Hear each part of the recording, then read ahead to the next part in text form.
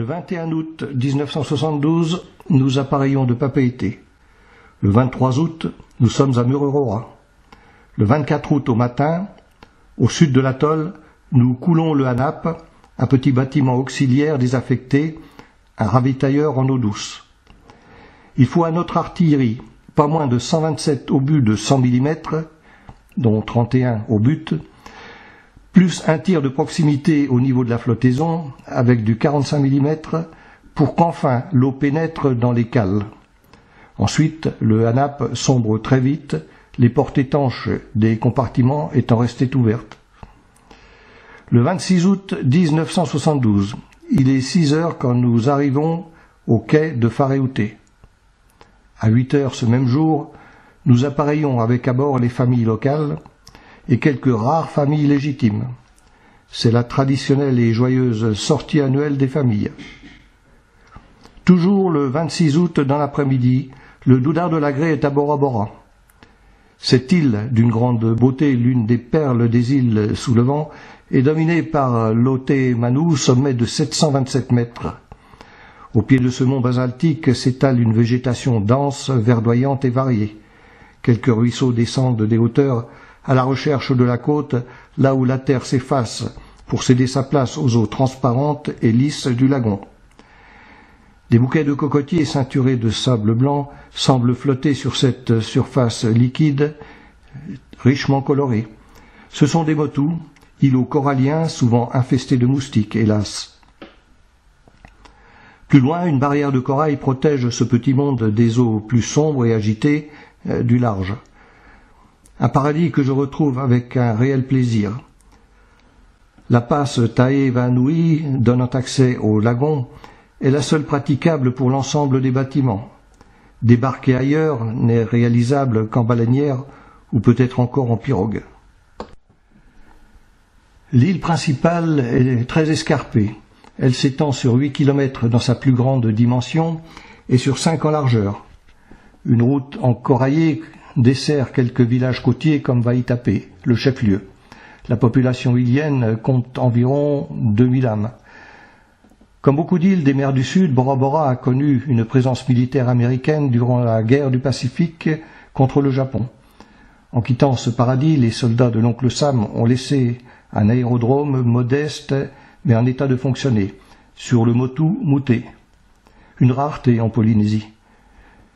Cette nature quasi vierge, splendide sous le soleil, vous invite à la rejoindre. Pourquoi chercher d'autres distractions que celles qu'elle met à votre disposition? Alors, baignade, promenade et pêche sous-marine remplissent toutes nos journées. Ici, peu de choses ont changé depuis mon précédent passage en 1966. Sur les chemins côtiers, nous rencontrons toujours des enfants, toujours aussi curieux et aussi amusés de nous voir. Ils nous interpellent, espérant nous voir extraire de nos poches quelques friandises.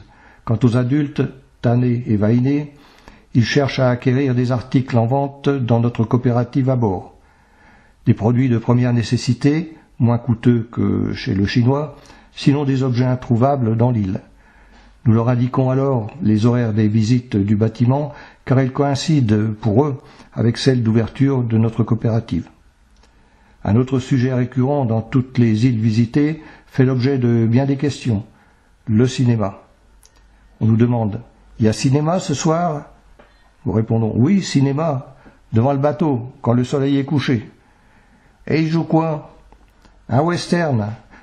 En fait, nous n'en savons rien, mais c'est une tradition. Le projectionniste du bord garde toujours un bon film d'action où il y a de la bagarre, un western de préférence pour tenir compte des goûts qu'ont les Polynésiens pour ce genre d'aventure. Le soir venu, jeunes et vieux, marins et îliens, tous assis sur le sol, face à l'écran blanc, tous attendent le coucher du soleil en discutant, en riant et en jouant. Nos poches sont déjà vidées des bonbons qui y étaient entreposés. Les trucks en stationnement sont eux remplis de paquets de lessive, de cartouches de cigarettes et que sais-je encore. Il fait à peine sombre quand la lanterne magique s'allume. Une clameur alors s'élève. Elle ne se tait qu'après l'apparition des premières images. Viennent plus tard les cris parfois hystériques qui accompagnent les bagarres. Le fond sonore, toujours élevé, ne permet pas de suivre le dialogue des acteurs. Mais qu'importe, nous connaissons tous par cœur ces classiques du cinéma américain. L'ambiance est joyeuse et fraternelle. J'adore ces soirées simples et bon enfant. Je me trouve bien ici, seulement voilà. Nulle chose ne saurait durer, et donc le 29 août 1972, il nous faut quitter Bora Bora. 150 nautiques nous séparent de Tahiti que nous atteignions le 30 août 1972. Un séjour dans notre port d'attache, mis à profit pour continuer le travail de remise en forme du matériel et aussi consacré à la préparation de la prochaine mission. Le 8 septembre 1972, nous reprenons la mer à destination des îles Marquises avec à notre bord l'amiral commandant le centre d'expérimentation du Pacifique. Le 10 septembre 1972, nous sommes devant l'île Heiau. Le transport de chalands de débarquement Ouragan et le dragueur de mine la Pimpolaise sont également sur place. De petite taille et presque sans ressources en eau, l'île d'Eiau n'est habitée qu'épisodiquement. C'est devenu une terre globalement hostile où seuls les moutons trouvent encore de quoi subsister. Dans sa partie sous le vent, celle qui nous fait face aujourd'hui, le sol est lunaire, rocheux, couvert de pierres basaltiques aux couleurs grises, sombres ou ocre. Sur l'autre versant, celui exposé au vent marin dominant, une végétation rase, dominée par quelques cocotiers que les crabes ont épargnés, s'accroche principalement au fond des vallées et des ravines. La côte de cette île falaise offre peu d'endroits propices pour l'accoster. Quelques criques aux plages pentues permettent de se poser sur la grève par temps calme, avec une baleinière de récifs. En 1966, le Doudard de Lagrée avait connu une mise à terre calamiteuse de son corps de débarquement. L'embarcation qui transportait la première section avait chaviré, faisant un blessé léger et occasionnant la perte d'un élément de mortier. Les rotations suivantes avaient alors toutes été annulées. J'en avais été bien frustré. Depuis peu, des légionnaires sont installés sur les hauts de l'île. La raison mystérieuse de leur présence, accentuée par un secret bien gardé, suscite de nombreux commentaires et tentatives d'explication, à Tahiti notamment. Heiau pourrait devenir le théâtre d'essais nucléaires souterrains. Heiau, future base sous-marine pour nos sous-marins nucléaires. Et encore, on est devant une tentative de viabilisation de l'île. Les terrassements en cours sont destinés à créer une réserve d'eau d'irrigation pour des plantations à venir. Loin de ces préoccupations, mais avec tout de même une opinion sur le sujet, je m'apprête à embarquer à destination de l'île mystérieuse. Alors que l'hélicoptère lourd, un super frelon embarqué sur l'ouragan, multiplie au-dessus de nos têtes les rotations de ravitaillement vers le village des sapeurs de la Légion, notre robuste embarcation de bois, au fond renforcé, fait face au rivage. Le chef de la baleinière, un Polynésien trapu et peu bavard, observe attentivement sur l'arrière les ondulations de l'océan. Il attend une lame suffisamment ample pour nous faire surfer au-dessus des écueils avant de nous déposer sur la grève. Son homme d'équipage se tient à l'avant, prêt pour sauter à l'eau dans les derniers instants, afin de guider et maintenir la barcasse en position perpendiculaire à la déferlante. Les conditions sont bien meilleures aujourd'hui qu'en 1966. Le ciel est bleu et surtout la mer est moins agitée. Je n'ai aucune crainte, mais je tiens quand même fermement de mes deux mains la banquette sur laquelle je suis assis. Subitement, sans aucun signe avant-coureur, le moteur hors-bord rugit. C'est le signal que nous y allons. Un pincement au cœur, beaucoup de concentration et tout va ensuite très vite. La baleinière, portée par l'eau, s'élève, elle glisse ensuite sur la pente de la vague. Son moteur est alors relevé, et dans un gémissement de sa quille en contact avec le sable et les cailloux, elle s'immobilise brutalement sur le rivage. Nous sommes échoués par un matin chaud avec une belle journée en perspective. Le ressac nous permet de sortir à pied sec sur l'avant. Une aventure commence pour 4 copains qui, sac à dos, entament une marche vers ce sommet planté devant eux, obstacle au-delà duquel se révélera peut-être le mystère de l'île. Je suis de cette équipée. Nous franchissons rapidement, non sans nous tordre les chevilles, les premiers espaces empyrés qui nous séparent de ce qui ressemble, au fond de la vallée, à une muraille. La pente et les difficultés augmentent ensuite autant que la chaleur. Une végétation ancienne composée d'arbrisseaux morts subsiste un peu partout. Au bout de la vallée, ce que je percevais comme une muraille m'apparaît maintenant plus accessible. La pente est certes très raide, mais offre à l'observation de larges aspérités susceptibles de favoriser l'escalade. Tatayo, qui ouvre la marche depuis notre départ, débute l'ascension. La roche que nous gravissons est en général rugueuse et stable, contrairement au fond des ravines que nous devons aussi emprunter. Là se sont accumulés des éboulis, et sous nos pas, la pierraille roule, nous entraînant en glissade vers le bas. Heureusement, le bois mort enraciné offre quelques prises ou des appuis très utiles pour progresser. La montée est pénible et longue. De 3e que j'étais, je me suis laissé distancer, je suis à présent bon dernier. J'ai les mains écorchées, je suis épuisé, j'ai soif, je demande une pause qui, mine de rien, arrange aussi les autres. À l'issue du second arrêt, je manifeste mon intention d'abandonner, de rejoindre seul la plage d'où nous sommes partis. Le sommet, comme on me le fait remarquer, est si près. Les encouragements des copains sont aussi tellement persuasifs que je trouve suffisamment d'énergie et de volonté pour continuer.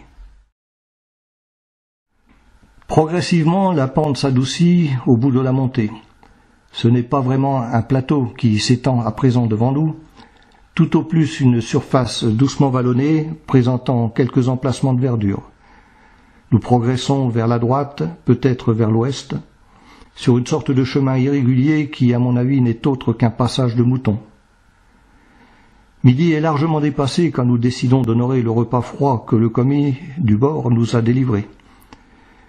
C'est l'ombre d'un arbre en vie et un minuscule carré de verdure qui détermine le lieu et le moment de la pause casse-croûte. Nous ne sommes alors pas en vue du camp de la Légion, et comme nous n'avons plus beaucoup de temps pour le rejoindre, nous reprenons rapidement notre marche. Le paysage se désertifie à nouveau, et l'heure est avancée quand enfin apparaissent des signes de vie. Bien loin encore, au niveau du sol, un nuage de poussière s'élève, et un faible bruit laisse imaginer des travaux de terrassement en cours, un bulldozer ou un autre engin similaire en activité. Déjà, on devine un emplacement nivelé en amont, travaux qui se confirment au cours de notre approche, révélant plus précisément l'existence d'une sorte de cuvette à pente douce. Il est alors trop tard pour aller plus avant. Nous risquons de manquer l'embarcation qui doit nous ramener à bord. Bien trop tard aussi pour emprunter le chemin qui nous a conduits jusqu'ici. Il faut trouver une solution diagonale plus rapide. Tatayo, notre guide inspiré, nous fait alors emprunter des passages efficaces, sans doute, mais invraisemblablement casse-cou. Le summum intervient quand, en vue de la plage, nous marchons en équilibre sur une arête rocheuse, recouverte de chaque côté par une épaisse couche de petites pierres de lave, une sorte de mâche-fer formant un tapis complètement instable, tellement la pente est raide. Une folie pour moi. Nous sommes ici dans un cul-de-sac. Je ne suis pas le seul à le penser. Pourtant, les 2 pieds en avant, Tatayo saute dans les scories qui recouvrent instantanément ses chaussures. Stupéfait, je le vois même courir sans perdre l'équilibre, et il a franchi le dénivelé de plus de 150 mètres quand, bon dernier, je tente aussi ma chance. C'est la plupart du temps sur mon postérieur que je dévale la rampe. Derrière et autour de moi, des quantités impressionnantes de cailloux légers m'accompagnent ou me rattrapent.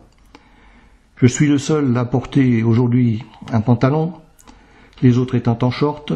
Une chance pour moi, en cet instant délicat, j'évite ainsi de nombreuses coupures aux jambes. Je rejoins enfin mes camarades hilars au pied du toboggan, bien heureux de m'en tirer à si bon compte. La suite de la descente nous conduit sans encombre ni émotion forte au bord de l'océan.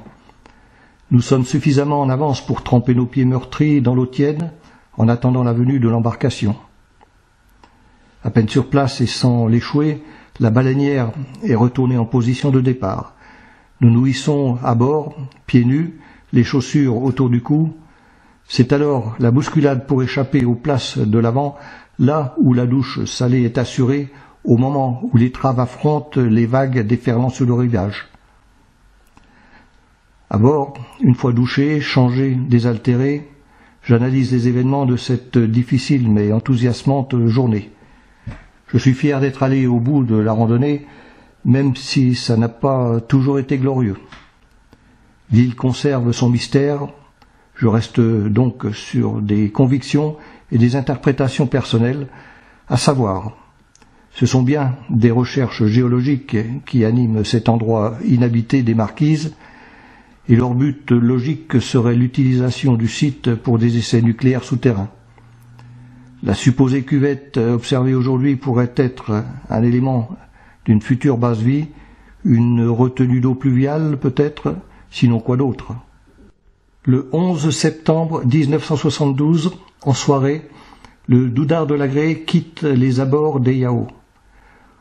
Au matin du 12 septembre 1972, nous mouillons devant Taiohae, la capitale de l'île Nukuiva.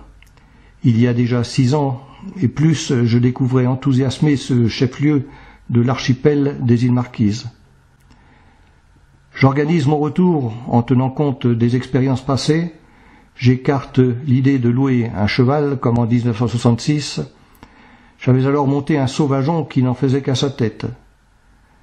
Bien que ce ne soit pas l'époque des nodos, ces insectes qui m'avaient infligé des piqûres insupportables, j'adopte à terre la protection vestimentaire d'usage, celle que j'avais négligée autrefois en privilégiant le port du short plutôt que celui du pantalon plus protecteur. En résumé, cette escale n'est que satisfaction et joie de revivre presque à l'identique les bons moments de mon premier passage ici avec le Doudard de l'Agrée. Le soir du 13 septembre 1972, nous partons vers l'île de Fatouiva. Le 14 septembre 1972, nous y effectuons un arrêt plus qu'une escale puisque le jour même, nous prenons le chemin du retour vers Tahiti. Les passes du port de Papeete sont franchies le 16 septembre 1972. Le programme des semaines à venir est le suivant. Entretien dans l'immédiat, puis petit carénage en octobre. Courts essais fin octobre, avant le départ en croisière de représentation. Cette longue pause dans nos activités de navigation est synonyme d'un retour à la vie plus paisible. Les horaires auxquels nous sommes soumis sont réguliers. La charge d'emploi à bord, c'est-à-dire travail plus quart, est allégée. Les travaux ménagers usuels, lessive et repassage, sont depuis peu, pour moi, confiés aux blanchisseries de la ville. Des loisirs variés redeviennent possibles et les échanges de courriers, envoi et retour s'effectuent en moins de 10 jours. Une dernière mission nous est confiée avant de faire route. Le 27 octobre 1972, nous coulons le Médoc, à 30 nautiques au sud de Mooréa. Cet ancien paquebot desservait l'Algérie à partir de Marseille avant son acquisition par la Marine nationale. Il avait alors été transformé en bâtiment hôtel basé à Mururoa durant les premières années d'existence du Centre d'expérimentation du Pacifique. Tahiti s'éloigne à présent. Le Doudard de l'Agrée a mis le cap à l'ouest, vers la Nouvelle-Calédonie. Après quelques jours de navigation, nous franchissons le méridien du changement de date. La suite de mon voyage jusqu'en France se fera aussi par l'ouest. En conséquence, cette année ne comportera pour moi que 364 jours. Le 6 novembre 1972, au matin, le Doudard de Lagrée s'amarre à couple de son chef de division, l'aviso-escorteur amiral Charner. Le poste que nous occupons est situé sur la jetée du port de plaisance de Nouméa, à la Pointe Chalex. C'est mon 5e séjour sur le Caillou, autant dire que je n'y suis pas perdu. L'escale est courte, néanmoins suffisante pour retrouver à terre tout ce qui m'avait enthousiasmé auparavant. La ville et ses activités multiples, le bord de mer et ses plages, l'aquarium qu'inlassablement je visite après chaque longue absence. L'escale est aussi technique, nous ravitaillons en vivres et en carburant avant de poursuivre notre course vers le Pacifique Nord. Le matin du 10 novembre 1972, les 2 aviso-escorteurs appareillent. 10 jours de transit vers les Philippines nous attendent. C'est plus qu'il n'en faut pour les atteindre. Le temps disponible est consacré à des exercices de groupe, ce qui représente un changement pour l'équipage du Doudard de Lagrée, plutôt habitué à une navigation en solitaire. Nous cheminons ainsi vers le nord, à proximité des îles Salomon, des d'Entrecasteaux, des Bismarck, de la Papouasie, de l'Iriane et d'autres terres moins vastes. Durant notre course, il n'est pas rare d'observer par-delà l'horizon, sans ligne, quelques hauts sommets bleutés. Les écrans radars confirment cette proximité terrestre. Ils révèlent aussi une activité maritime côtière et interinsulaire moyenne. Presque au bout de notre voyage, nous longeons Mindanao, la grande île sud des Philippines. Sous la quille de nos bâtiments, le fond de l'océan défile à 11 000 mètres de profondeur. Dans ces parages, de nombreux marins sont morts au cours de violents combats opposant Japonais et Américains. Il leur est rendu, le temps d'une minute de silence, un court hommage. Enfin, par un étroit passage et en effectuant de nombreux changements de cap au milieu de l'archipel, nous pénétrons seuls dans le port de Sébu, capitale de l'île du même nom. C'est un matin, nous sommes le 20 novembre 1972. L'archipel des Philippines compte plus de 7000 îles, la plupart montagneuses et d'origine volcanique. Elle baigne dans des mers abritant une faune comptant parmi les plus riches du globe. La végétation y est très variée, elle comporte des essences rares. La population issue d'un brassage progressif trouve ses origines en Malaisie, en Chine, en Indonésie, peut-être aussi, mais en proportion infime, sur le continent africain. Population dite malayo-polynésienne qui probablement s'est répandue sur les terres du sud et aussi à l'est dans les archipels de l'océan Pacifique. Les premiers Européens débarquent à Sébu en 1521 avec l'expédition du Portugais Magellan qui voyage pour le compte de l'Espagne financée par Charles Quint. Magellan est mort ici la même année. La religion catholique est partout prédominante, largement diffusée par les Espagnols. L'économie de l'archipel est basée sur l'agriculture, riz, fruits exotiques, canne à sucre, maïs, EVA, etc. L'industrie est balbutiante, pourtant le sous-sol renferme de nombreux métaux. En 1898, le pays devient indépendant, sous forte influence américaine. Les Japonais occupent l'archipel en 1941 jusqu'en 1948. Ensuite, une guérilla communiste s'oppose au gouvernement philippin rétabli dans ses fonctions. En 1972, pour lutter contre le terrorisme, le président Marcos décrète la loi martiale sur le territoire. Nous y sommes soumis durant l'escale sans toutefois subir de véritables contraintes. Nous devons cependant respecter un couvre-feu débutant à 22 heures, et notre bateau est gardé par la police en armes. Un soir, alors que je suis de quart de 0 à 4 heures à la coupée, l'un de ces policiers en poste sur le quai gravit donc notre coupée et s'adresse à moi en espagnol. Je comprends le but de sa visite. Il souhaite goûter à notre vin français qu'il ne connaît que de réputation. Voilà une situation bien embarrassante. Je tente de lui expliquer que le vin à bord est consommé uniquement pendant les repas. J'ajoute que les stocks sont sous clé, à la cambuse. Le brave homme au visage rond et rieur perd son sourire, révélant un réel et profond dépit. Il fait peine à voir, alors je lui propose un café en compensation. J'avise le planton et le factionnaire de mon départ en ronde jusqu'au poste des seconds maîtres. Là, dès notre arrivée, les yeux de mon hôte se portent sur le bar aux apéritifs dont une porte est restée ouverte. Rayonnant, il exprime alors sa préférence pour ce genre de breuvage. Je cède à contre-cœur, une première fois, et bien d'autres, jusqu'au moment où le policier, toujours amical mais déjà bien éméché, le policier sort son revolver. Je ressens instantanément une immense frayeur, et en quelques secondes, j'envisage 1000 catastrophes. Le bonhomme me tend alors son arme. Là, je vais mieux, je respire mieux. Mais quelle trouille j'ai eue. C'est pour la regarder, m'explique-t-il. Il se demande si, dans la marine, nous disposons aussi d'armes individuelles, et il me semble comprendre qu'il souhaiterait faire un échange. Avec beaucoup d'efforts, je parviens à le convaincre de l'impossibilité de réaliser un tel troc.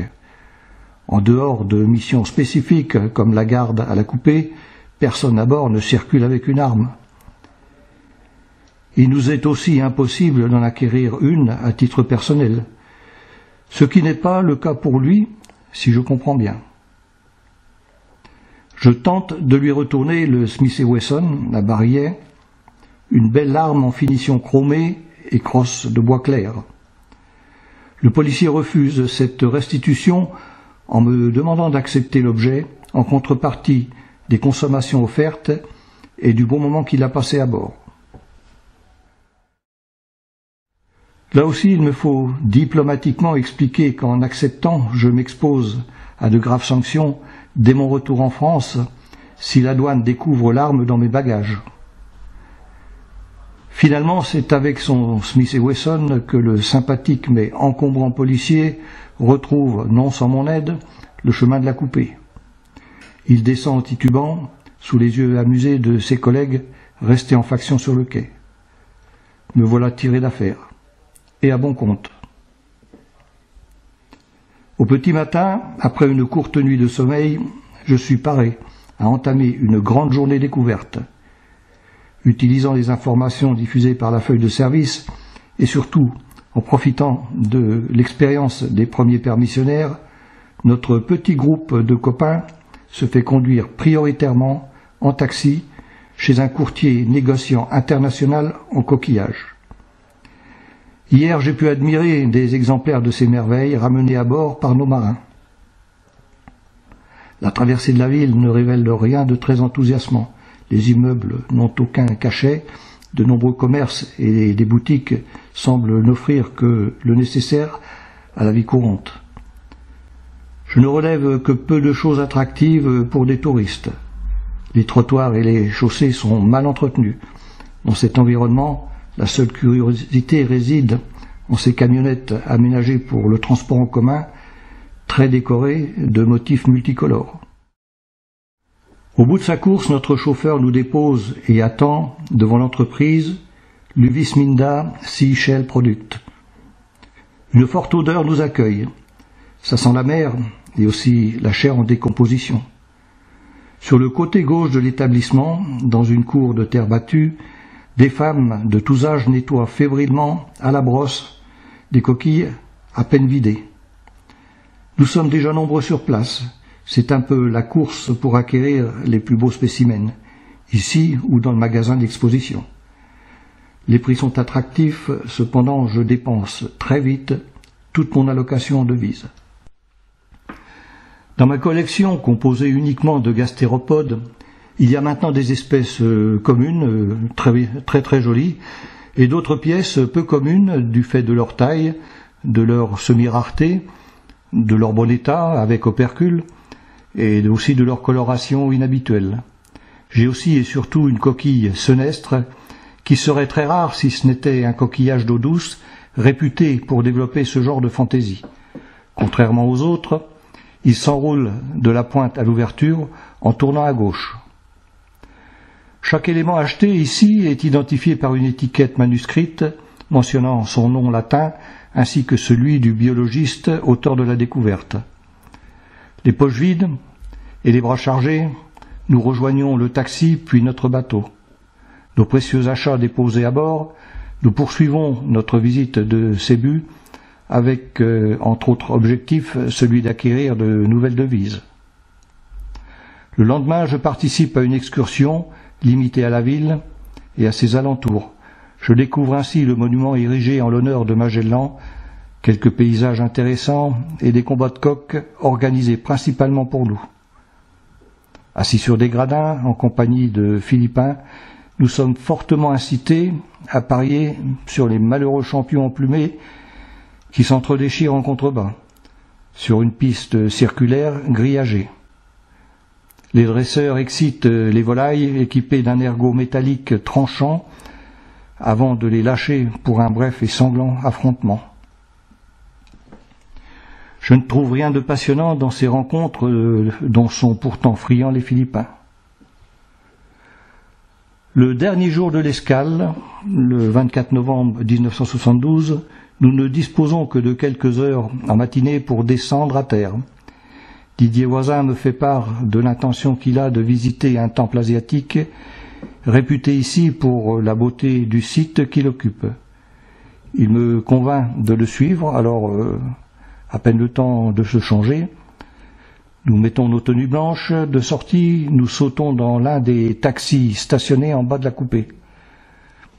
Notre chauffeur et son fils, qui se dit guide touristique, et donc, en tant que tel, il est également rémunéré, ces deux gens nous conduisent hors de la ville, juste devant cette merveille annoncée.